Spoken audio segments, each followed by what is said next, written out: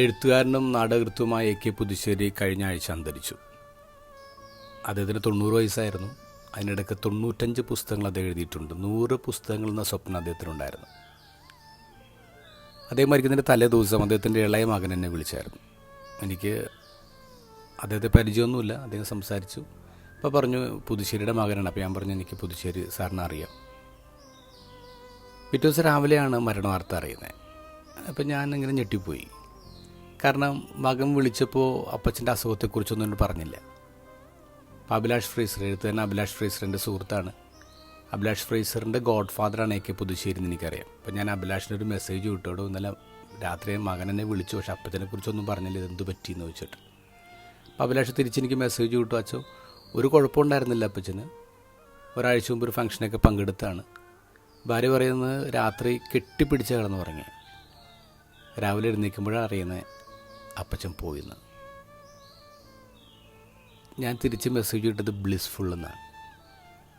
തൊട്ടടുത്ത് കെട്ടിപ്പിടിച്ച് കിടന്ന ആളോട് പോലും അറിയിക്കാതെ ഒരു മരണം ഇങ്ങനെ വന്നു പോവാണ്. അത് പീസ്ഫുൾ അല്ലേ? ഇന്നലെ എൻ്റെ ഗോഡ് ഫാദറിൻ്റെ ഫ്യൂണറലായിരുന്നു. 93 വയസ്സ്. 2 ദിവസം മുമ്പ് ആശുപത്രിയിൽ ഇപ്പോൾ അദ്ദേഹത്തെ ഞാൻ കണ്ടായിരുന്നു. അപ്പോൾ നല്ല ഓർമ്മയോടുകൂടി എനിക്ക് സ്തുതിയൊക്കെ തന്നു. ഓക്സിജൻ മാസ്ക് വെച്ചേക്കണ കാരണം സംസാരിച്ചൊന്നുമില്ല, പക്ഷേ ആഗ്രഹം ഉണ്ടായിരുന്നു അദ്ദേഹത്തിന്. പ്രാർത്ഥിച്ചിട്ട് പോന്നു. ഞാൻ ഇന്നലെ ഫ്യൂണറലിൽ ഇൻട്രൊഡക്ഷൻ പറഞ്ഞത് ഒരുങ്ങിയാണ് അങ്കിൾ യാത്രയായത്. ഒരുങ്ങി. നമ്മളെല്ലാവരും ആഗ്രഹിക്കുന്നുണ്ട് അങ്ങനെ ഒരു മരണം. എല്ലാ മരണവും ബ്ലെസ്സിങ് ആണ്, ബ്ലിസ്ഫുള്ളാണ്. പക്ഷേ അറിവോടുകൂടി ഒരുക്കത്തോടുകൂടി മരിക്കാൻ നമുക്ക് എല്ലാവർക്കും ആഗ്രഹമുണ്ട്. അതുകൊണ്ടാണല്ലോ നമ്മളിങ്ങനെ പെട്ടെന്നുള്ള മരണത്തിന് രക്ഷപ്പെടുത്തണമെന്നൊക്കെ പറഞ്ഞ് നല്ല മരണത്തിൻ്റെ പ്രാർത്ഥനയൊക്കെ നമ്മൾ ചെല്ലുന്നത്. ഇന്നത്തെ ഗോസ്പലിൽ ഈശോ 2 ട്രാജഡീസാണ് പറയുന്നത്. എന്നിട്ട് ഈശോ ചോദിക്കുന്നത്, നിങ്ങൾ കരുതുന്നുണ്ടോ നിങ്ങളെക്കാളും വലിയ പാപികളും നിങ്ങളെക്കാളും വലിയ കുറ്റക്കാരുമാണ് ആ മരിച്ചു വരുന്നത്? അല്ല.